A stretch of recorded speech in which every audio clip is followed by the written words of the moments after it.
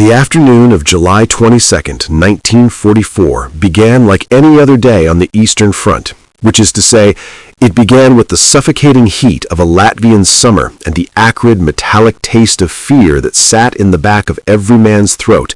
But for Lieutenant Otto Carius, the commander of the 2nd Company of the 502nd Heavy Panzer Battalion, this was not just another day. It was the day the invincible myth of the German war machine would finally shatter before his eyes. He was standing in the commander's cupola of his Tiger I, tank number 217, a 57-ton beast of engineering that was widely considered the deadliest predator on Earth, scanning the tree line near the village of Malinava, where the Soviet advance guard was rumored to be hiding. For 2 years, Carius and his men had operated with a supreme, almost arrogant confidence, trusting implicitly in the 100 millimeters of face-hardened Krupp steel that protected the front of their hull, a shield that had proven impenetrable against T-34s and anti-tank guns, allowing them to sit comfortably in their iron boxes while enemy shells bounced off them like hail on a tin roof. But at 14:30 hours, the laws of physics betrayed them in a way that no training manual in Berlin had ever predicted, because suddenly the world slammed shut with a violence that felt less like a sound and more like a physical blow to the soul, a colossal bell-like gong that resonated through the chassis for 3 agonizing seconds, followed immediately by a high-pitched scream that cut through the ringing in their ears.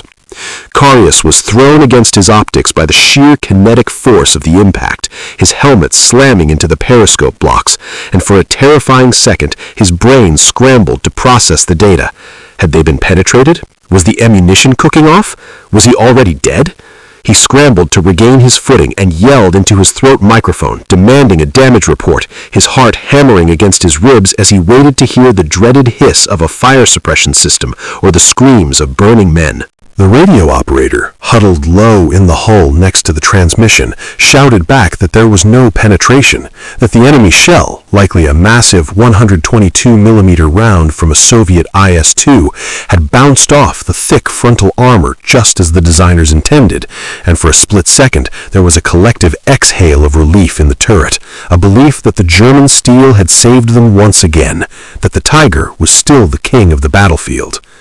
But the relief was shattered instantly when Carius looked down through the turret basket at his driver, a young man who was sitting in his seat, motionless, with no sunlight streaming through a hole in the armor and no fire consuming the compartment. Yet his face and neck were a ruin of blood and shredded flesh, as if he had been hit by a shotgun blast at point-blank range inside a sealed room.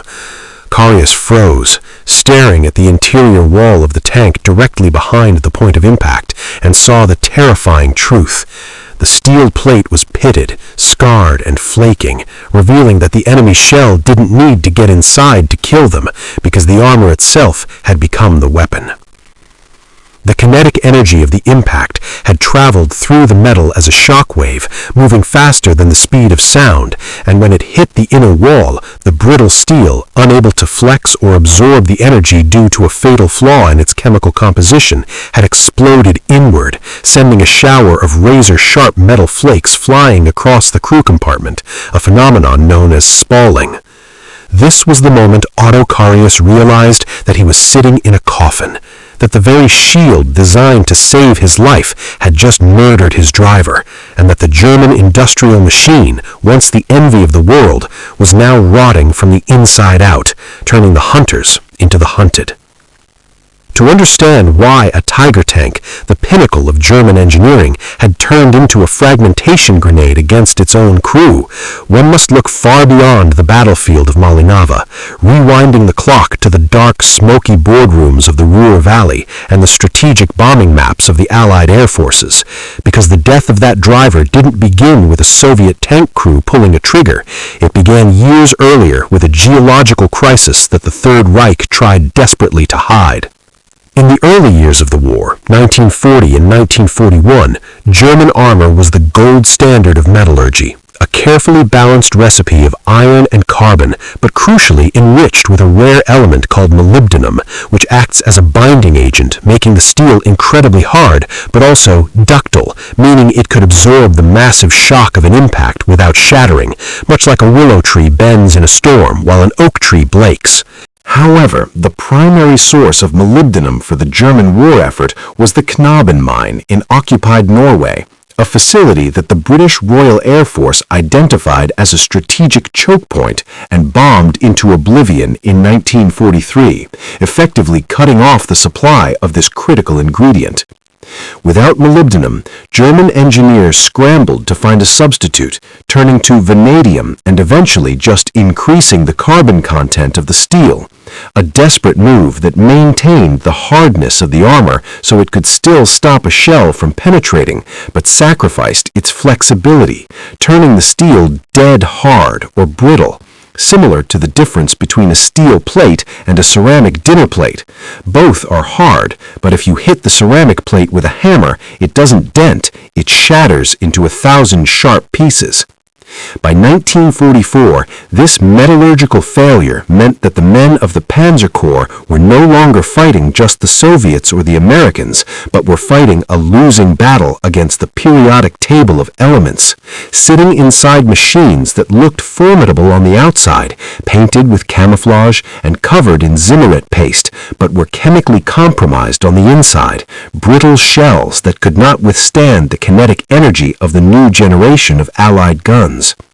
As Carius ordered his gunner to return fire, the reality of this invisible killer changed the entire psychology of the engagement, because in 1942, a tank crew could relax when they heard a non-penetrating hit, often laughing at the futility of enemy fire. But now, every metallic clank on the hull was a potential death sentence, a game of Russian roulette where the bullet was coming from the wall you were leaning against.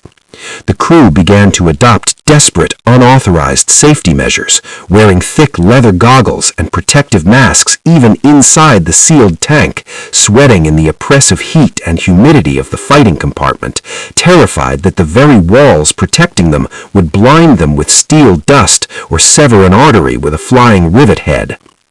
The battle for Malinava raged on, becoming a chaotic swirl of dust, diesel smoke, and high-explosive concussions, where Carius and his wingman, Lieutenant Kircher, found themselves engaging the new Soviet IS-2 heavy tanks, monsters weighing 46 tons and armed with massive 122mm guns that fired shells so heavy, 25 kilograms of high-explosive and armor-piercing steel, that they carried enough kinetic energy to knock the turret ring off a Tiger even without penetrating, a brutal physics equation that Carius had to solve in real time while his hands shook on the traverse wheel.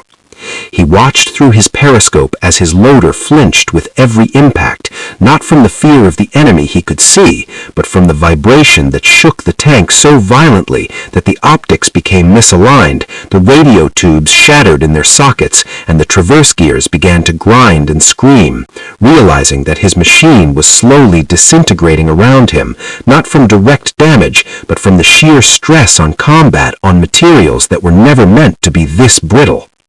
In the heat of the engagement, Carius spotted an IS-2 emerging from behind a barn, its massive gun barrel lowering towards them, and he screamed, "Fire!" just as the Soviet tank fired, the two shells crossing in the air in a deadly exchange. The German 88mm shell flew true, piercing the turret of the Soviet beast and setting off its ammunition in a catastrophic fireball, but the Soviet shell struck the mantlet of Carius's Tiger with a force that felt like a train collision. The tank didn't just shake, it lurched backward, the transmission screaming in protest, and inside the turret the lights flickered and died, plunging the crew into a terrifying gloom, illuminated only by the sparks of the electrical system shorting out. "Sound off!" Carius yelled again, his voice cracking with the strain, and his gunner reported that the main gun was jammed, the mechanism welded shut by the force of the impact, while the loader was clutching his arm, blood seeping between his fingers, not from a bullet, but from a bolt that had sheared off the ceiling and become a projectile, embedding itself in his bicep.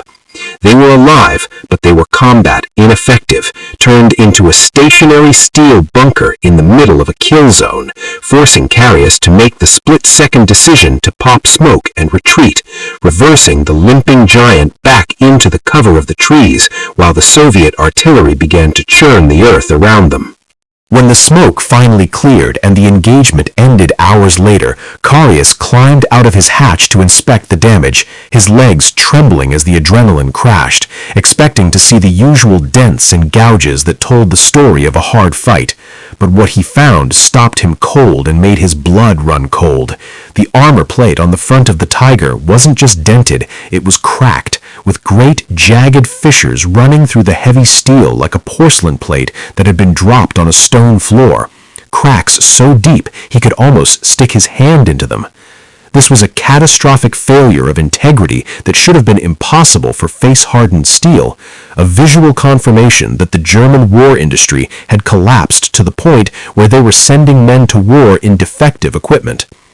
He walked over to a captured Soviet T-34 nearby, running his hand over its rough, cast turret that looked crude and unfinished compared to the precise machining of the Tiger, appearing almost agricultural in its design. But he realized with a sinking heart that the Soviet steel was superior, rich in the alloys that Germany could no longer obtain, capable of absorbing the punishment that was shattering his own tanks.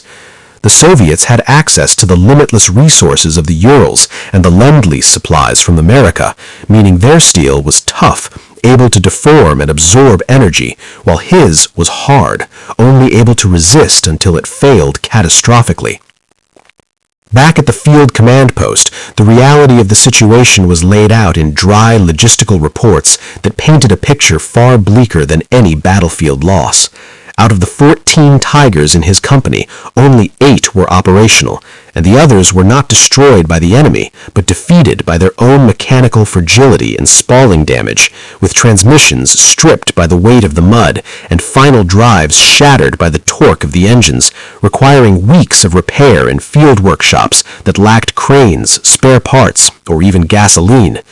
Carius read the reports of American production numbers that intelligence had gathered, knowing that while his factory in Kassel struggled to push out 80 tanks a month under constant Allied bombing that turned the assembly lines into rubble, the assembly lines in Detroit and the Urals were churning out 2,000 tanks a month, operating 24 hours a day under electric lights that never went out. It was a numbers game that made him nauseous, realizing that for every tank he destroyed, 10 more would appear on the horizon the next day, a hydra that could not be killed by tactical brilliance alone, because no matter how good a shot you were, you could not shoot fast enough to stop an avalanche. He thought of his driver, now being treated by the medics for wounds caused by German steel, blinded in one eye by a flake of armor that was supposed to save him. And Carius understood then that the war was not being decided by the aces or the Iron Crosses or the propaganda speeches in Berlin, but by the supply chains and the mining yields, by the simple fact that bravery cannot compensate for brittle steel, and that a master tactician is useless if his weapon breaks in his hands. The Spalling horror was not just a gruesome way to die, it was the physical manifestation of a nation that had overextended itself, a hollow shell of power that was cracking under the pressure of a world united against it, a regime that had prioritized the appearance of strength over the reality of resilience. As night fell over the Latvian forest, Carius sat on the fender of his broken tank, lighting a cigarette with shaking hands, listening to the distant rumble of Soviet engines that sounded like a thunderstorm approaching against the wind, and he knew that the end was inevitable, not because they lacked the will to fight, but because the very earth they stood on and the steel they hid behind had run out of strength. Years later, after surviving the war, the surrender, and the prison camps, to become a quiet pharmacist in a small German town, Otto Carius would write about the terror of those final months in his memoir, Tigers in the Mud, not focusing on the glory of the kills or the medals around his neck, but on the helplessness of knowing that the industrial base had collapsed, leaving the soldiers at the front to pay the price with their bodies. The lesson of the Spalling armor remains a chilling reminder that in modern warfare, the quality of the materials is just as lethal as the skill of the warrior, and that when the logistics fail, the armor that is supposed to save you becomes the very thing that destroys you, leaving the crew trapped in a dark iron coffin, waiting for the hit that finally shatters the illusion of invincibility.